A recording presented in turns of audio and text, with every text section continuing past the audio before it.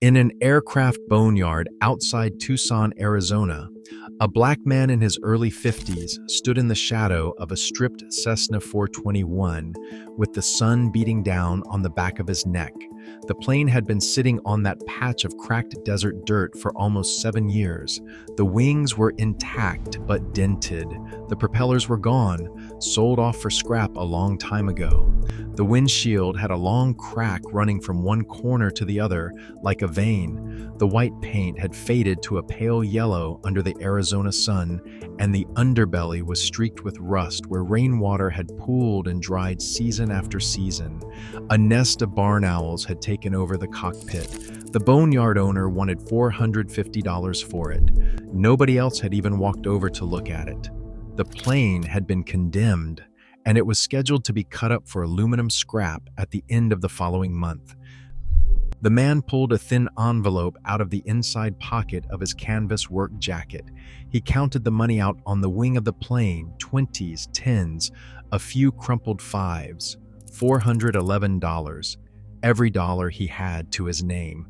The boneyard owner watched him count it 3 times. Then he took $400, handed back the $11, and told him the plane was his. His name is Marcus Whitfield. What he did with that plane over the next 16 months changed his life completely. But to understand why this moment carried so much weight, you have to understand where Marcus had been before he ever set foot in that boneyard. For 4 years, Marcus had been sleeping in a wash on the outskirts of Tucson, a dry creek bed lined with mesquite trees and old tires and broken bottles. He had a brown wool blanket the Salvation Army had given him, a green canvas duffel bag with everything he owned inside it, and a folded piece of plywood he used as a sleeping pad to keep the scorpions off him at night. Inside the duffel bag, he kept 2 changes of clothes, a razor, a small bar of soap wrapped in a piece of newspaper, and a folded American flag in a triangular wooden case that had been presented to him at his father's funeral 15 years ago. He had not always been homeless. Marcus had served 12 years in the United States Air Force as an aircraft mechanic. He had worked on C-130s in Germany. He had worked on F-16s at Luke Air Force Base. He had worked on small reconnaissance planes in places he was not allowed to talk about. His hands knew aluminum. His hands knew rivets and wiring and hydraulics and engine blocks. He could read a maintenance schematic the way most people read a newspaper. But after his discharge, things came apart slowly, and then all at once. The VA lost his paperwork. The civilian aviation job he was promised in Phoenix never materialized. His marriage ended quietly while he was trying to figure out how to be a man who was not in uniform anymore. His PTSD got worse without him noticing. He drank for a year and a half. He stopped drinking, but by then the savings were gone, the apartment was gone, and the friends who had let him sleep on their couches had moved on with their own lives. The shelter system in Tucson failed him the way it fails most veterans. The beds filled up by 4 in the afternoon. The rules kept changing. The paperwork asked questions he did not have the energy to answer anymore. So Marcus chose the wash. In the wash, at least, nobody told him where to be or when to be there. Every morning at sunrise, Marcus walked 3 miles into Tucson to a day labor pickup spot on South 6th Avenue. Some mornings, a crew chief would point at him and tell him to climb into the back of a truck. Some mornings, he stood there until 10 in the morning, watching everyone else get picked. On the days he worked, he did roofing, demolition, scrap metal hauling, anything someone would pay him cash for at the end of the shift. He kept every dollar he could save inside a small leather pouch that he kept tied with paracord and hidden inside the wooden flag case.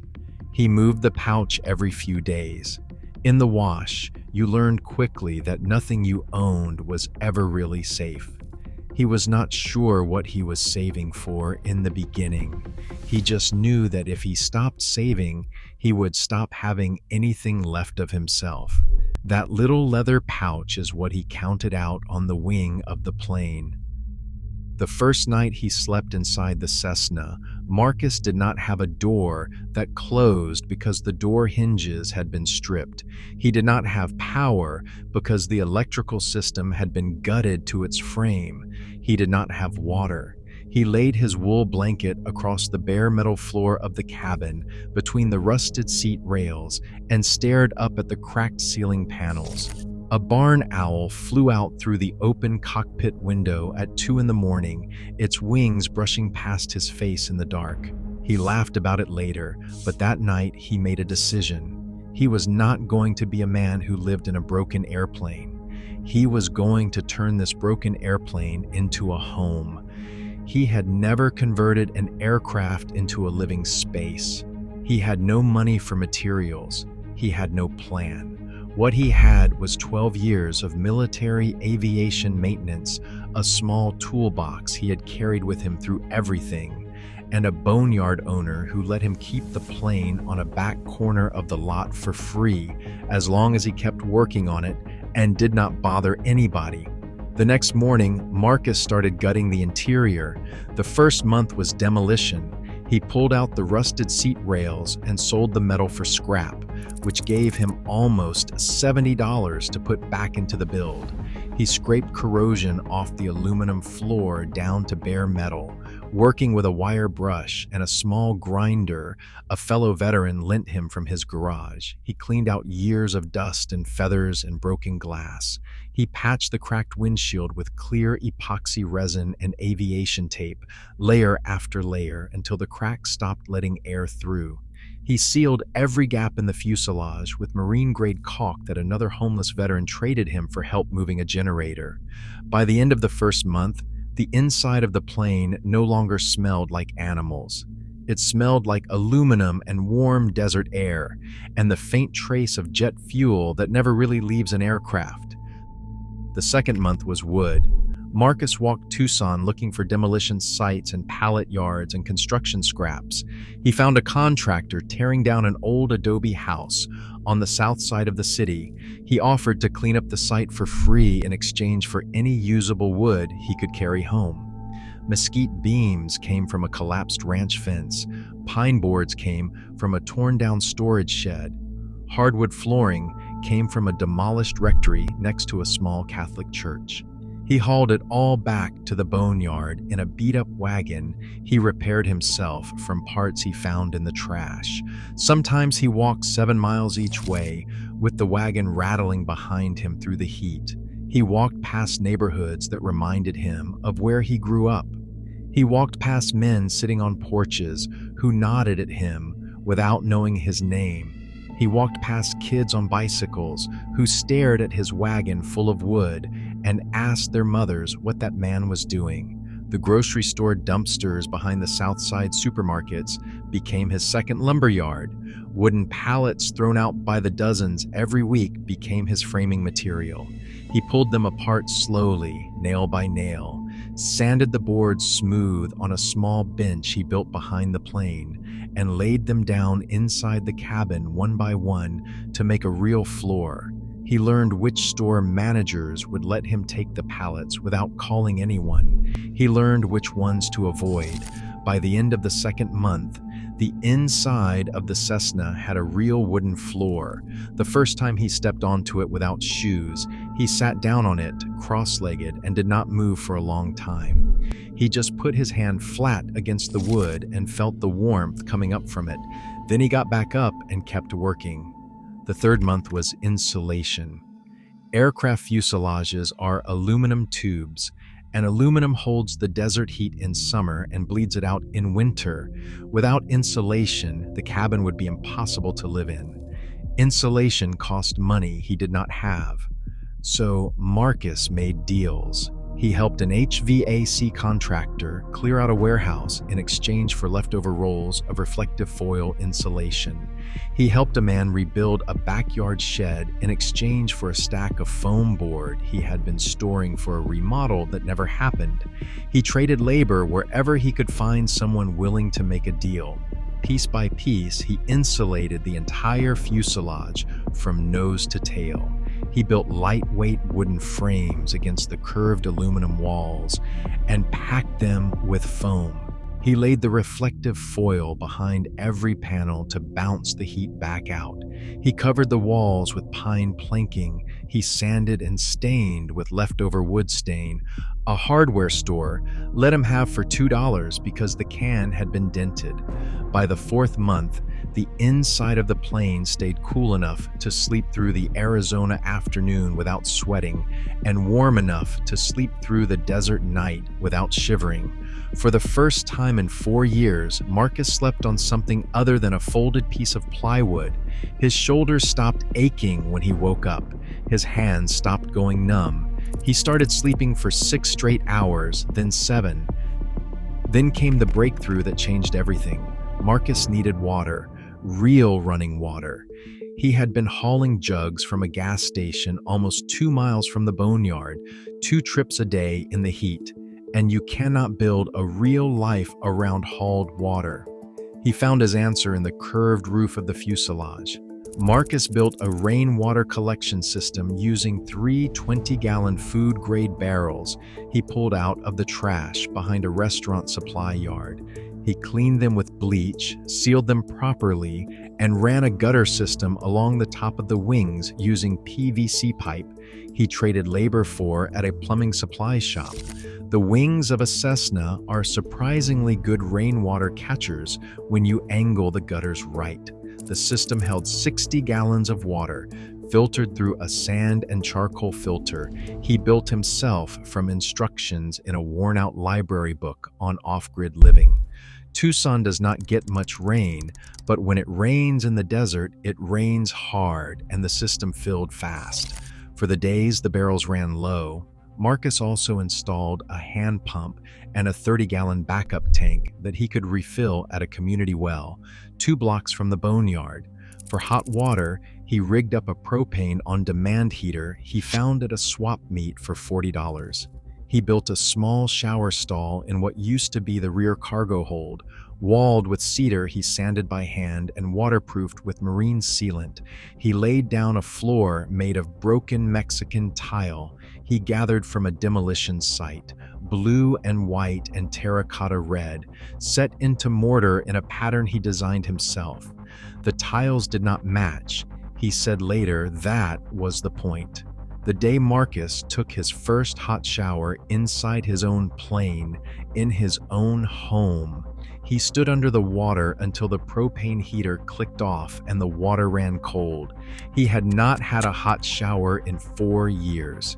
He said the water on his back felt like something he had to relearn, like his body had forgotten what it meant to be clean and had to remember slowly. That, Marcus says, was the moment he stopped being homeless. Not when he bought the plane, not when he moved in.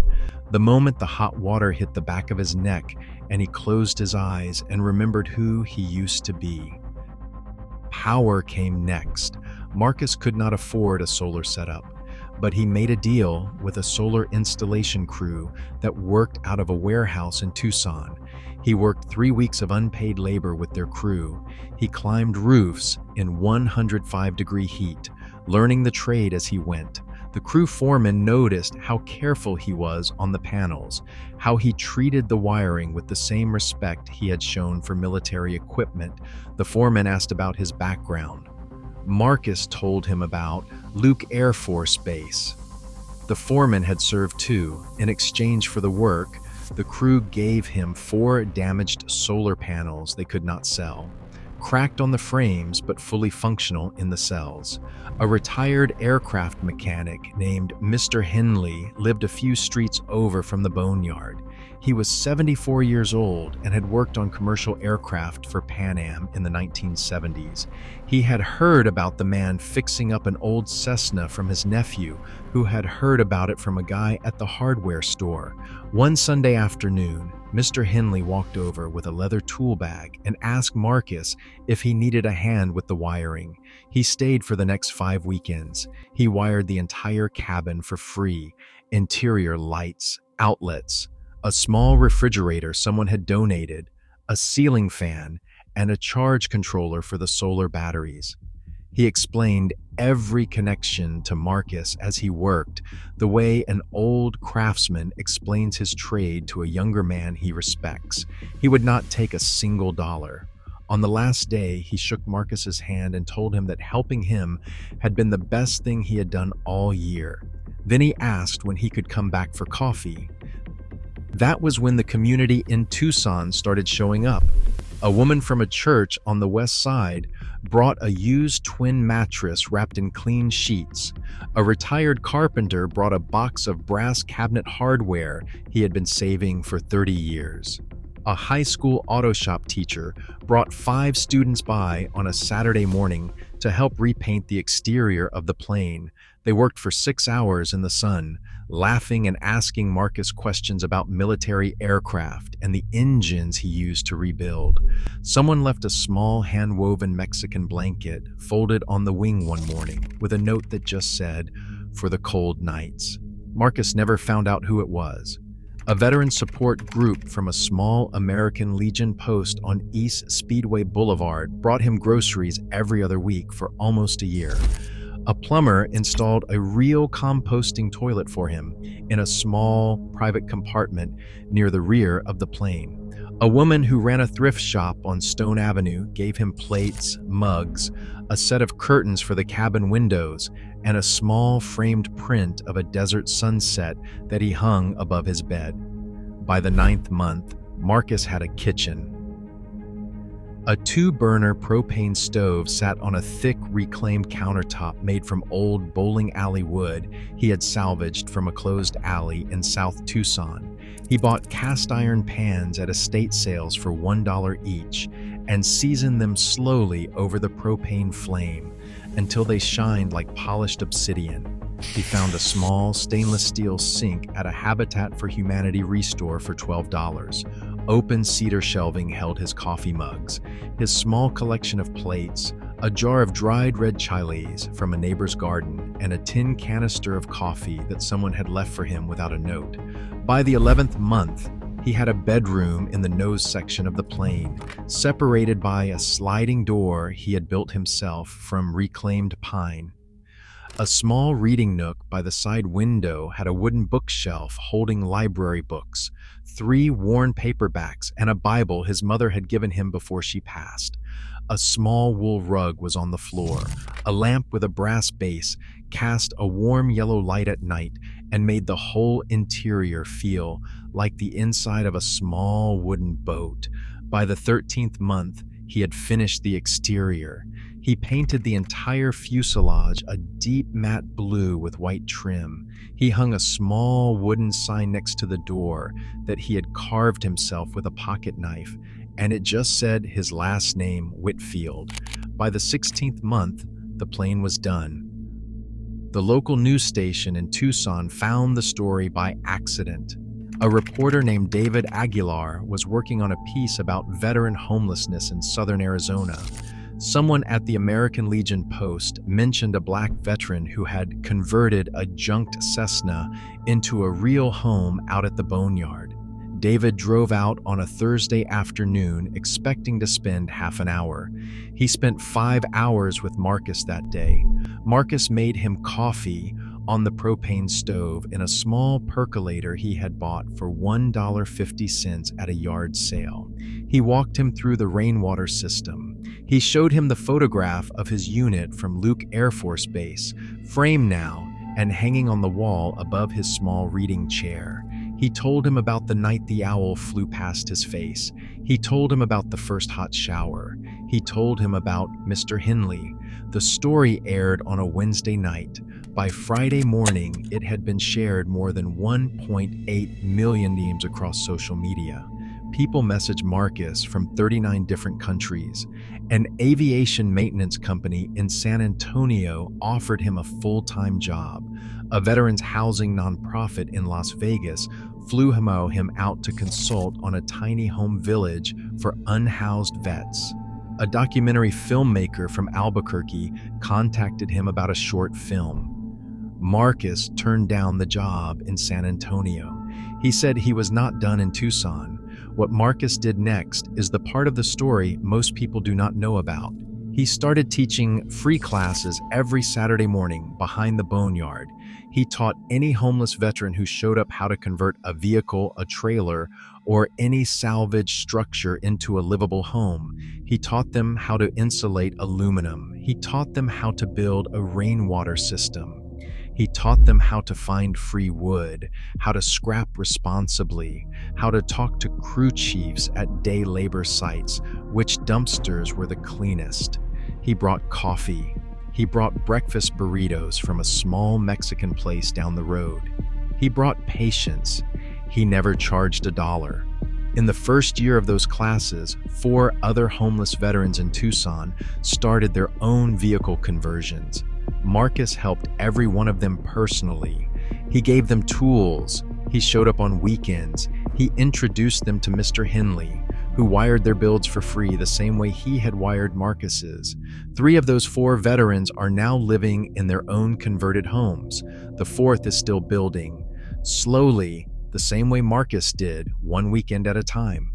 Marcus now lives full-time in his Cessna, parked legally on a small lot he was finally able to lease for $75 a month from a local landowner who had seen the news segment and called him directly.